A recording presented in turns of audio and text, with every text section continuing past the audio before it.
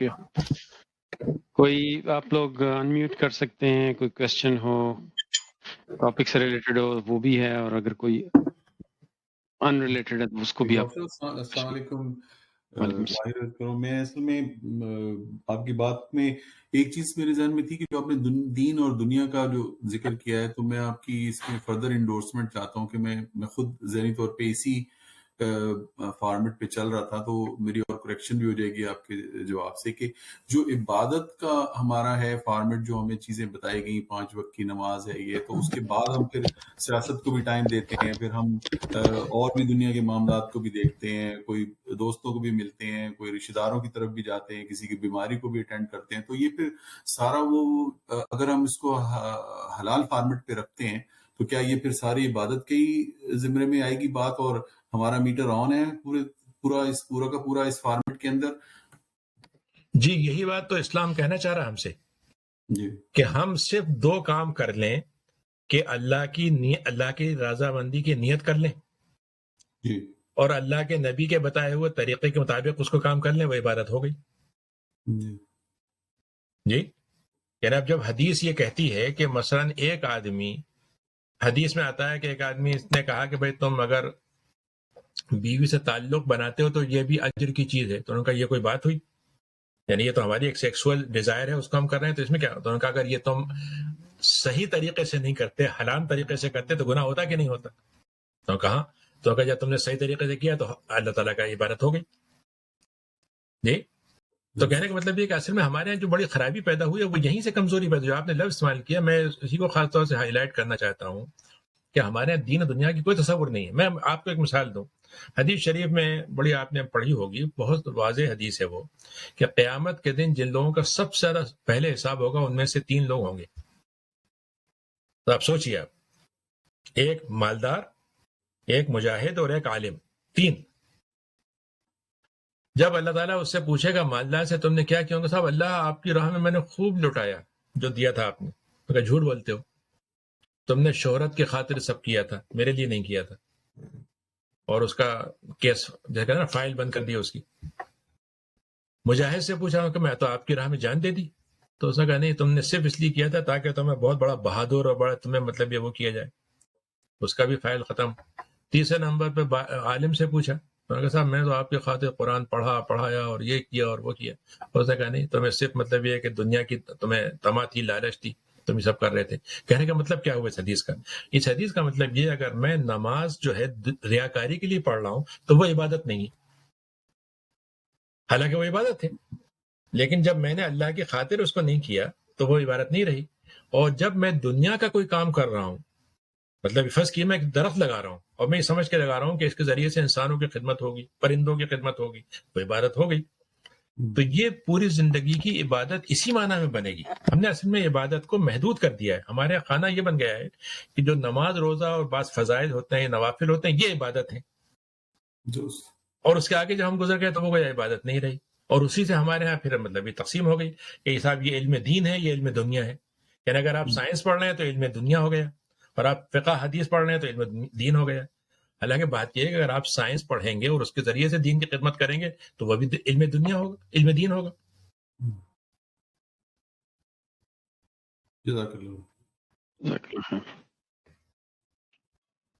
صاحب آپ نے وہ ایک حدیث کا حوالہ دیا کہ جی مومن کنجوس نہیں ہوگا، تو کنجوس تو بڑا اوپن اینڈڈ سے ہے کہ کیا کنجوس کیا ہوتا ہے؟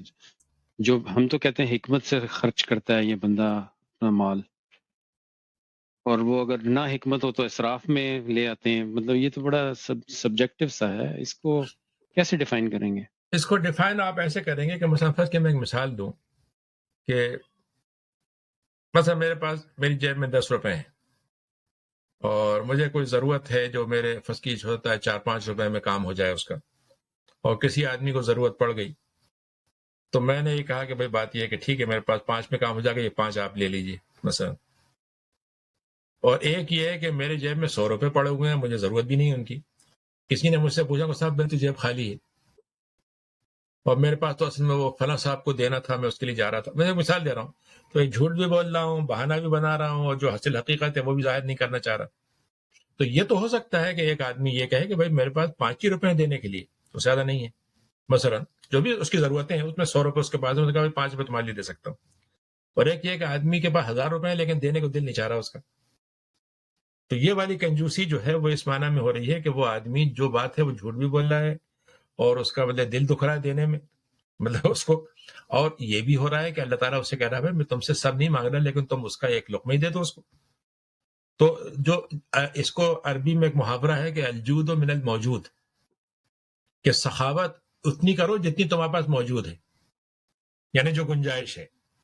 تو ایک غریب آدمی کی سخاوت ایک لقمہ پیش کر دینا ہوگا، گلاس کا پانی پلا دینا ہوگا مثلا، ایک بڑے کا وہ ہوگا.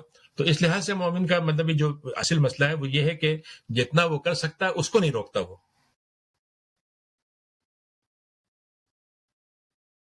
جزاک اللہ خیر. تو کوئی اور اور پھر یہ کہ بخل جو ہے بنیادی طور پر صرف مال کا ہی نہیں ہے نا. آپ غور کیجئے گا کہ ہمارے ہاں یعنی ہندوستان پاکستان میں آپ نے دیکھا ہوگا ہماری اپنی جو تاریخ ہے اس میں مثلا فرض کیجئے آپ کے پاس کوئی بہت خاص قسم کا فن ہے تو ایک کنجوسی یہ ہوتی ہے کہ اس کو سکھانا نہیں ہے کسی کو. اس کا نتیجہ کیا ہوتا ہے کہ وہ مرنے والے کے ساتھ ہی چلا جاتا ہے وہ علم. تو ایک یعنی جسے کہتے ہیں سخاوت یہ بھی ہے کہ جو اللہ تعالیٰ نے صلاحیتیں دی ہیں آپ اس کو دوسروں کو بانٹ دیں. ہاں ٹھیک ہے آپ فیس لیں اس کی، مطلب وہ تو ہو سکتا ہے کہ آپ یہ کہیں بھائی میں اس کی فیس لوں گا، میں اس کا یہ چارجز دوں گا، وہ اپنی جگہ ہے. لیکن کم سے کم آدمی کو یہ خواہش ہو کہ نہیں دوسرا مل جائے گا تو پھر آگے بڑھ جائے گا مجھ سے. مطلب یہ خواہش اس کو پیدا ہوگی تو وہاں سے خرابی پیدا ہوگی. تو کنجوسی جو ہے صرف مال کی نہیں ہے، بہت سی چیزوں کی ہوتی. صحیح. جزاک اللہ خیر. کوئی ہے کسی کا کوشچن؟ ورنہ ہمارا ٹائم تو ہو گیا پورا. ہم ٹھیک ہے ڈاکٹر صاحب کفارہ مجلس کر لیں انشاءاللہ. بھائیو اگلے وہ کریں گے آپ ایک ویک ڈراپ کریں گے اور میں انشاءاللہ کوآرڈینیٹ کروں گا فالوئنگ ویک کے لیے انشاءاللہ. جی بہرحال یہ کہ اب یہ 10 دن آ گئے ہیں تو اللہ بس یہ کہ اس میں آدمی اپنا تھوڑا بہت جتنا بھی جو کام کرتا رہتا ہے معمولات کے وہ کرتے رہیں، کچھ اور تھوڑا سا کچھ تلاوت، کچھ اور تعلیم، یہ چیزیں کریں. روزے رکھنے کا تو فائدہ 9 دنوں کا ہے لیکن زیادہ اہم ہے عرفات کا 9 دن کا روزہ 9 تاریخ کا. تو وہ پیر کو ہوگا تو اس میں روزہ رکھ سکتے ہو تو اس کو رکھ لیں.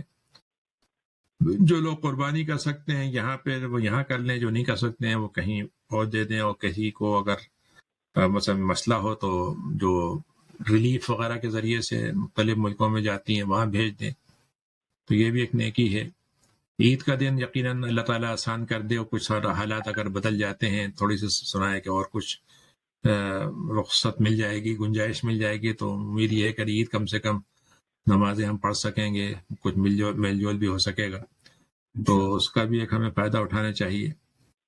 اور اس کے ساتھ ساتھ یعنی یہ سمجھنا چاہیے کہ جیسے ہم یہاں پر وہ کام جو حاجی حج میں جا کے کرتے ہیں سارے کام تو ہم نہیں کر سکتے لیکن کچھ چیزوں میں ہم ان کی نقل کر لیتے ہیں.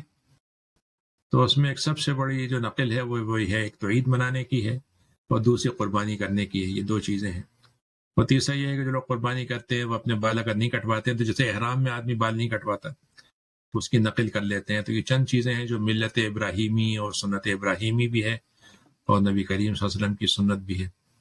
اب آج کل ہمارے یہاں اصل میں ایک بڑا مسئلہ یہ پیدا ہو گیا ہے کہ لوگ جو ہیں وہ بہت سی باتیں اس طرح سے کہتے ہیں کہ وہ جو عام سننے والا ہوتا ہے اگر وہ 3-4 جگہ سنتا ہے تو اور کنفیوز ہو جاتا ہے اور اس سے وہ مزید الجھن کا شکار ہوتا ہے. اب ایک جملہ تو آپ کو یہاں پر بہت آسان سے مل جائے گا کہ بھائی بات یہ ہے کہ بجائے قربانی کا آپ اتنے پیسے کسی غریب کی مدد کر دیں، کسی یتیم کو دے دیں، کسی کو دیں، زیادہ فائدہ ہوگا. تو ایک بات ہمیں سمجھ لینا چاہیے کہ اللہ تعالیٰ جو ہے کسی موقع پر جو عبادت ہم سے طلب کر رہا ہے اس کے علاوہ 1000 اچھے درجے کی عبادت اللہ تعالیٰ نہیں مانے گا. یعنی جس وقت جو عبادت ہے وہی مطلوب ہوگی اس وقت. مطلب میں رمضان ہے روزہ نہ رکھوں اور اس کی جگہ میں مطلب یہ ہے کہ بالکل پورے ایک مہینہ کچھ نہیں کھاؤں، ایک بھی لقمہ نہیں کھاؤں اور مثلا بڑی عبادت کر لی میں نے لگا کہ نہیں. تو قربانی جو ہے بنیادی طور پر علامت ہے اس بات کی کہ ہم اللہ سے قربت حاصل کرنے کے لیے جانور کو دے رہے ہیں، جبکہ اگر اللہ تعالیٰ چاہتا ہے تو ہم سے کہتا کہ تم اپنی جان دے دو ہمیں مگر وہ صرف ہم کو ایک جانور کے ذریعے سے قربت قبول کر رہا. تو حدیث شریف ہے کہ آپ نے فرمایا کہ جو قربانی دے سکتا ہو اور نہ دے تو اللہ تعالیٰ کو بالکل اسی کوئی ضرورت نہیں ہے کہ وہ یہودی ہو کر مرے یا عیسائی ہو کر مرے. تو اس کو مطلب احمد نہیں سمجھنا. دوسری بات جو ہمارے جو ہوتی ہے کہ بھائی ہمارا دل چاہتا ہے کہ ہم خود ذبح کریں، اپنے ہاتھ سے کریں، بہت اچھی بات ہے، لیکن اگر یہاں نہیں ہو سکتا تو ٹھیک ہے، آپ کسی کو وکیل بنا دیتے ہیں، وہ آپ کی طرف سے ذبح کر دے گا، وہ بھی ادا ہو جائے گا. چوتھی چیز یہ ہے کہ جیسے اگر آپ یہاں پہ نہیں کر سکتے، اپنے ملک میں کر دیتے ہیں یا چیریٹی کو دے دیتے ہیں تو اس سے بھی قربانی کی نیت ادا ہو جائے گی. ایک اور سوال اٹھتا ہے کہ بھائی بات یہ ہے کہ وہاں تو ایک دن کا فرق ہوگا، وہاں پہلے ہوگا یا بعد میں ہوگا، تو ہمارا کیا ہوگا؟ تو جب آپ کسی کو وکیل بنا دیتے ہیں تو آپ کا پھر کام ختم ہو گیا. اب وہ جس وقت بھی کرے آپ کا اپنا، یعنی آپ اپنے حساب سے جو عید منا رہے ہیں اس کے حساب سے آپ اپنی کام کر لیں گے، اس سے کوئی فرق نہیں پڑے گا. تو اس طریقے سے اب یہ قربانی کا گوشت ہے کہ اس کو آپ سب کھا لیں تو کوئی مسئلہ نہیں ہے، پورا دے دیں کوئی مسئلہ نہیں ہے، 3 حصے بنا دیں تو 3 حصوں میں بھی کوئی مسئلہ نہیں ہے، جیسا بھی ہو ساری چیزیں ہیں. باقی یہ کہ ہمارے ایک بات کہی جاتی ہے کہ صاحب قربانی کا گوشت ضائع ہوتا ہے، تو یہ بات صحیح ہے کہ ضائع نہیں ہونا چاہیے، اس کا استعمال ہونا چاہیے، یعنی ہم اسے پھینک دیں. جیسے حج میں ہوتا ہے کہ بہت سا گوشت جو ایسی ڈسٹرائے کر دیتے ہیں، تو وہ غلط بات ہے، اس کو نہیں ہونا چاہیے. باقی یہ اللہ تعالیٰ کی حدیث شریف میں ہے کہ آپ سے صحابہ نے پوچھا کہ یہ قربانی ہم کیوں کرتے ہیں؟ تو انہوں نے کہا یہ ابراہیم علیہ السلام کی سنت ہے. انہوں نے کہا بھائی کیا مطلب ہے، ہمیں ملے گا کیا؟ تو آپ نے فرمایا کہ ہر بال کے بدلے میں ایک اجر ملے گا، جانور کا ایک ایک بال جو ہے اس کے برابر نیکیاں ملیں گی. تو یہ بہت بڑی قربانی کا اللہ تعالیٰ کی طرف سے موقع ہے. آپ کو معلوم ہے کہ پرانی قوموں میں تو قربانی آدم علیہ السلام کے 2 بیٹوں نے کی تھی، اور ایک کی قبول ہوئی ایک کی نہیں ہوئی. تو اس وقت تو قبولیت سامنے آ جاتی تھی. عیسائیت یعنی عیسیٰ السلام تک یہ معاملہ رہا. ہمارے لیے اللہ نے آسان کر دیا کہ ہماری قربانی قبول ہوئی کہ نہیں ہوئی. اگر آج ایکسپوز ہو جاتے تو ہماری کیا حال ہوتا ہمارا. لیکن برائے ہم کو نہ صرف یہ کہ یہ اللہ نے بچا لیا بلکہ کھانے کی اجازت بھی دے دی کہ کھا بھی لو، خود ہی کھاؤ تو خود ہی ذبح کرو، خود ہی کھاؤ بھی. تو یہ بہت بڑی نعمت ہے جو اللہ تعالیٰ نے ہم کو دی ہے، اس کو ہمیں ہلکا نہیں سمجھنا چاہیے. باقی جو اور ضرورتیں ہیں قوم کی وہ ہے، اس کو بھی فکر کرنی چاہیے. یعنی یتیم ہیں، بیوائیں ہیں، مختلف قسم کی ضرورتیں ہیں، اس کا بھی ہمیں کرنا چاہیے. لیکن دونوں گڑبڑ نہیں کرنا چاہیے کہ بھائی اس کی مطلب ہمارے مشکل یہ ہو گئی ہے کہ ہم نے دین کو، جب میرا ابھی بات آ رہی تھی دین دنیا کی، ہم نے دین کے اندر بھی وہ پیدا کر دیا ہے تفریق. یعنی ہم یہ کہیں گے صاحب دیکھیے بات یہ کہ فلاں صاحب جو ہے دیکھیے نماز نہیں پڑھتے لیکن ہیں بڑے خوش اخلاق مثلا. تو اسلام یہ کہہ رہا ہے کہ بھئی آپ خوش اخلاق بھی بنے اور نماز بھی پڑھیں. مطلب دونوں میں ٹکراؤ کیا ہے؟ یہ عجیب سی بات ہے کہ بھئی ایک صاحب ہے مطلب فلاں کام کرتے ہیں فلاں کام نہیں کرتے، لیکن فلاں کام تو کرتے ہیں. نہیں، اللہ تعالیٰ چاہ رہا ہے کہ ہم سب کام مطلب وہ سمجھیں، اور اگر نہیں کر سکتے تو کم سے کم نیت تو کریں نا اس کی. یعنی اگر ہمارے اندر استطاعت نہیں ہے، میں جہاد نہیں کر سکتا تو جہاد کی نیت تو کر سکتا ہوں مثلا، یا مدد نہیں کر سکتا لوگوں کی، لیکن یہ تو سوچ سکتا ہوں کہ اگر میرے حالات ہوئے تو میں کروں گا. حدیث شریف میں اس کا وعدہ ہے اللہ تعالیٰ کی طرف سے کہ اگر ایک آدمی جو ہے نیت کرتا ہے اور دے سکتا ہے تو 2 اجر مل گئے، لیکن اگر نیت کی اور نہیں دے سکتا تو پھر بھی اس کو نیت کا اجر تو اس کو مل جائے گا اس کے ساتھ. تو یہ بہرحال یہ 10 دن جو ہے اس لحاظ سے ہمارے لیے بڑے قیمتی ہیں. اب آج کل تو آپ نے دیکھا ہے کہ حج جو ہے بند ہو گیا ہے، بند ہی ہے ایک طرح سے، کیونکہ بس لوکل حج ہو گیا کہ وہیں کے لوگ حج کریں گے. باہر کے لوگوں سے جو امت پوری پہنچنا چاہیے تھے دنیا بھر سے حج کے نام سے اللہ تعالیٰ کے گھر کا زیارت، طواف، تجدید کرنے کے لیے، وہ کمزور ہو گئی ہے. تو خدا کرے کہ یہ حالات ختم ہو جائیں اور حج پھر سے کھل جائے، کیونکہ حج جو ہے بنیادی طور پر پوری امت کو جوڑے رکھنے کا ذریعہ ہے. نماز میں تو ہم جوڑے رہتے ہیں اسے قبلہ بنا کر، لیکن وہاں پہنچ کے اس سے اور جوڑتے ہیں. تو وہ چیز تو ابھی کمزور ہے. تو بہرحال یہاں پر رہتے ہوئے ہم جو کچھ کر سکتے ہیں وہ کرنے کی کوشش کریں. ایسا ایک سوال ہے قربانی کے حوالے سے. جی، ہم جو یہ نفلی والدین کی طرف سے جو قربانی ہے، اگر وہ والدین ڈسیز ہیں اور ان کی طرف سے قربانی میں ادا کرنا چاہ رہا ہوں تو وہ نفلی قربانی ہوگی، رائٹ؟ جی تو وہ نفلی قربانی ہے. جی.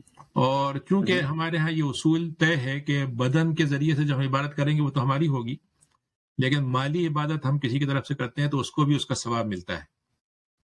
تو اگر ہم ان کی طرف سے کرتے ہیں تو ضرورت تو نہیں کرنے کی، یا وہ ان پہ واجب بھی نہیں رہی، مرنے کے بعد تو واجب بھی نہیں رہتی اگر کسی کا انتقال ہو گیا تو. لیکن اگر ہم کریں گے تو ثواب تو ہم کو ملنا ہی ملنا ہے اس کا، لیکن ان کو بھی اس کا ثواب ملے گا. تو اس لیے اس میں مطلب یہ کوئی بری بات بھی نہیں ہے. بعض لوگ ہوتے ہیں جو ایک اپنے طور پر ان کا دل چاہتا ہے کہ ایک نبی کریم کے نام سے کریں. اب نبی کریم صلی اللہ علیہ وسلم تو نہیں مطلب یہ کہ وہ کرتے تھے، ان کو تو قربانی اپنی انہوں نے خود کر دی تھی، لیکن ہمارا دل چاہتا ہے تو اس میں کوئی حرج کی بات بھی نہیں ہے. ہاں اس کو ضروری نہیں سمجھے، مطلب توازن جو ہے مسئلہ توازن کا ہے. اور ابھی میں ایک صاحب کا وہ کلپ سن رہا تھا کہ انہوں نے یہ کہا کہ بھائی نبی کریم صلی اللہ علیہ وسلم تو ان پہ تو زکوٰۃ فرض بھی نہیں تھی، تو انہوں نے جو قربانی کی وہ تو بس ایسی ہی کی۔ اب یہ مطلب یہ کہ اس سے آپ کہنا یہ چاہ رہے ہیں کہ بھائی نبی کریم کے جب آپ نے قربانی کی اپنے پورے خاندان کی طرف سے، ایک جملہ ہاں مشہور ہوتا ہے کہ بھائی ایک قربانی سب خاندان کے لیے، تو اصل بات یہ ہے کہ استطاعت کے مطابق قربانی ہے۔ استطاعت کا مطلب ہوتا ہے جو زکوٰۃ دینے والے ہوتے ہیں وہ استطاعت والے ہیں، تو جو گھر میں اگر کی بیوی بھی زکوٰۃ دے رہی ہے تو یہ قربانی ان کی ہوگی، اور شوہر بھی ہے تو اس کی ہوگی، بچے اگر میں سے کوئی کما رہا ہے اس کے پاس پیسے ہیں تو اس کی بھی ایک قربانی ہوگی، تو یہ 2 یا 3 قربانی اس طرح سے ہوں گی۔ ہاں اگر یہ کہ ایک آدمی قربانی کرنے والا ہے باقی کی وجہ نہیں ہے تو باقی لوگوں کو اس کا ثواب مل جائے گا، یہ مطلب ہے۔ اس کا یہ مطلب نہیں ہے کہ ایک میں 10 حصے ہو جائیں گے، ایک چھوٹا جانور میں ایک ہی حصہ ہوگا، ہاں بڑے جانور جو ہوتے ہیں ان میں 7 حصے ہوتے ہیں۔ دوسرا سوال ڈاکٹر صاحب میرا یہ ہے کہ ایک سے زیادہ نفلی قربانی کسی شخص کے لیے کی جا سکتی ہے کیا؟ مطلب اگر میں آپ یعنی ایک عام جواب دوں تو کی جا سکتی ہے، لیکن اگر کمپیریٹیو مسئلہ ہو، مثلا فرض کیجئے کہ آپ کے پاس ایک قربانی آپ نے کر لی لیکن اس دوسری قربانی سے کے مقابلے میں فرض کیجئے غریب کی مدد کی اور زیادہ کوئی ضرورت تھی، فرض کیجئے اس کو دوا کی ضرورت تھی تو آپ نے قربانی نہیں کی، اس کو دوا دلوا دی تو ہو سکتا ہے اس کا ثواب زیادہ ہو۔ تو کبھی کبھی یعنی اس میں ایک آپ کو دیکھنا ہوگا کہ آپ کمپیئر کر کے دیکھیں گے کہ وہ دوسری قربانی سے اس سے ثواب زیادہ ہو رہا ہے یا فائدہ دوسرے کام کرنے سے زیادہ ہوگا۔ تو ضروری والے حصے میں تو پہلا کام میں اپنے لیے کروں گا، لیکن نفل والے میں اس کو یعنی زیادہ فائدے کی طرف لحاظ سے غور کر کے دیکھ سکتا ہوں اور دیکھنا چاہیے۔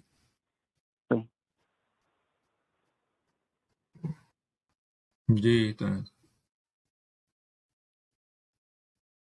جزاک اللہ خیر ڈاکٹر صاحب، چلیں